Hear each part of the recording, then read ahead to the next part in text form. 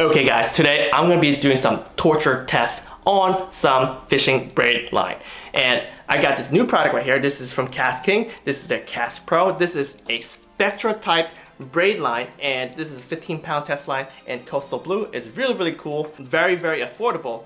So I decided to buy one spool and see how it compares to the ones I like to use. So my favorite brand that I've been using for a long time right now is Sufix 832. It's not really a Spectra braid, but because it's what I use, I think this comparison will be relevant to me. So if you guys like Sufix and you guys, running a little low on cash, this might be a good video for you guys to watch. So let's go. Oh, before I go ahead, one more thing about this cool spool right here. It sounds like plastic, right? But it's not plastic. This is actually a byproduct of wheat, and they mix it up with some sort of their own proprietary chemicals, and it feels like plastic. And this is going to be biodegradable. It says it right here. And if you actually look at this spool right here, look at that. It has this shark right there. It actually looks pretty cool. It has 3 sharks right there. Before we get started, I want to note that I'll be testing KastPro 15-pound test line. This have a line diameter of 0.15 millimeter. Normally, when people would compare line strength, they usually compare it with the same or similar line diameter. If we were to test and compare that, that means I would have to compare it to a 6-pound test line, which have a line diameter of 0.14 millimeter. But what's the fun of testing that if we know that this is going to be a rated line to 6 pounds only? So I'm testing 15-pound test line from Sufix 832. This have a line diameter of 0.22, which is a 46.6 repeating, of course, percent increase size compared to KastPro. Now that's a challenge. Let's go. The first test I'll be doing is the knot test. I'll be using a swivel to connect the 2 lines together. You don't want to tie the line directly together as the lines are different and it could skew the testing. For instance, Sufix is a smoother than KastPro line, so what's going to happen is it's going to slip on each other, and then likely one of the lines is going to get cut. Now, note the first knot I'm using is the uni knot. This is not the typical knot you would like to use to tie your braid, as braid is known to slip. But I actually want to tie uni knot on both of these lines and see which one slips more.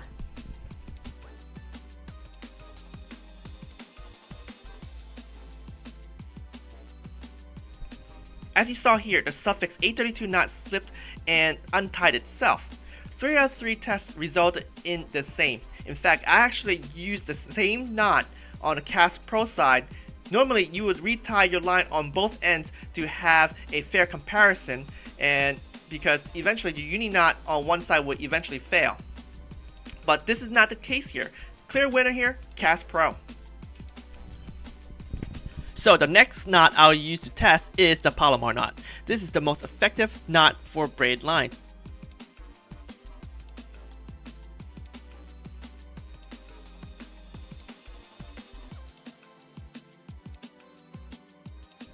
So in the first round, Sufix lost via a snap.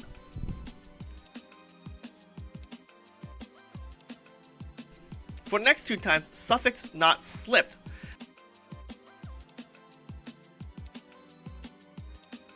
For the 3rd time, I made sure that I tightened the knot really well on both ends and had a tag end for both of them to have the same amount, so that if anything, they have equal chance of slipping.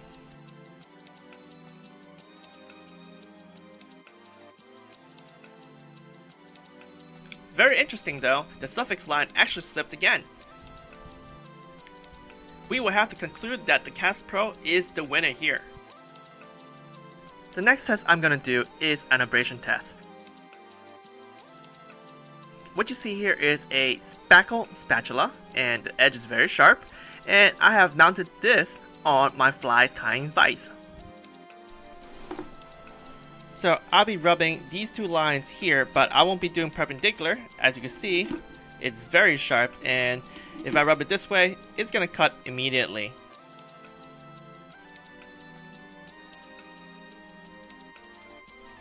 What I'll do is I'll take both braid line, put them together, and I'll wrap around tightly on my fingers. And then what I'll do is I'll rub this line left and right, because it's more natural that your braid line actually rubs this way when you drag it over specific rocks, trees, or whatever structure you're fishing. and let's see how long it takes before one snaps. Note that I am using, again, 15-pound test line, and the Sufix one is a lot thicker than the KastKing one.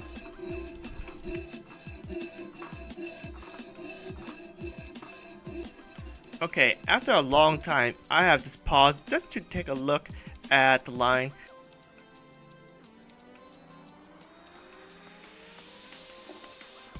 As you can see here, that both lines are very abrasion resistant. Back to work, guys. Come on.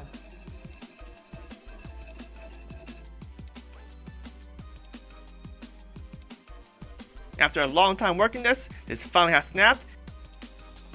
And to my surprise, the first one that snapped was the Sufix 832, the thicker line. Look at that.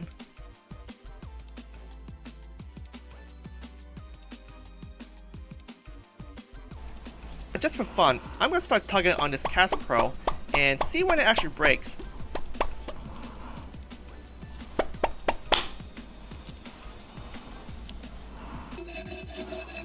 So round 2 was interesting. I was rushing things and I have accidentally snapped both lines because I was using too much force. Actually, round 3 was the same thing because my fingers were starting to hurt doing this, and man, this was one difficult test to do. The last and fourth try, I was able to snap only one line, and again, it was Sufix 832 that snapped first.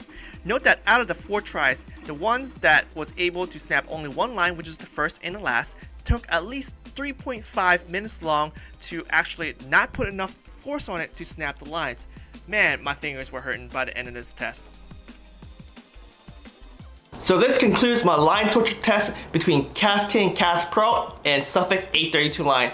The results were surprising. I mean, the KastPro held better in many aspects, such as 1, the knot strength, 2, line slipping, and 3, line abrasion.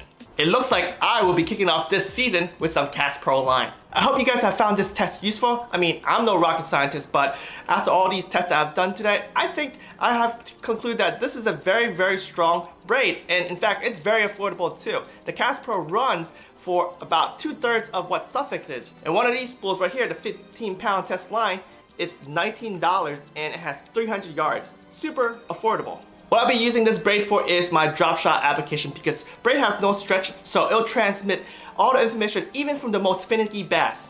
Because the line is so thin, and as you guys have seen, this line is thinner than 832, it will allow me to drop the lure down to the bottom as quick as possible, and because the line is super thin, there's less water resistance. So wind, water current, etc., it's not going to impact the movement of where I want to drop the lure. So I'm definitely going to get my lure down to the strike zone where I want it quickly as possible. This is actually very important if you guys are saltwater fishing, especially if you guys like fishing for fluke or summer flounder, where you guys are going through the back bays, there's wind, there's current everywhere, and you want to use the smallest bucktail to get that bucktail all at the bottom and bounce it on the bottom. Man, this is going to be a perfect line for this year. So fluke fishing folks, this is going to be a good line for you guys. I hope you guys have found this video useful today. If so, please give me a big fat like. And if you guys are new to this channel, don't forget to subscribe, because there's going to be a ton of videos coming. And what I'll be doing is not only sharing with you my fishing adventures, but my knowledge as well, so you guys can go out there and catch a fish of a lifetime. The fish don't wait, guys. Get ready to get out there because the season's starting. Prepare yourself, get yourself some new line, spool them up, and go catch some fish. Let's go.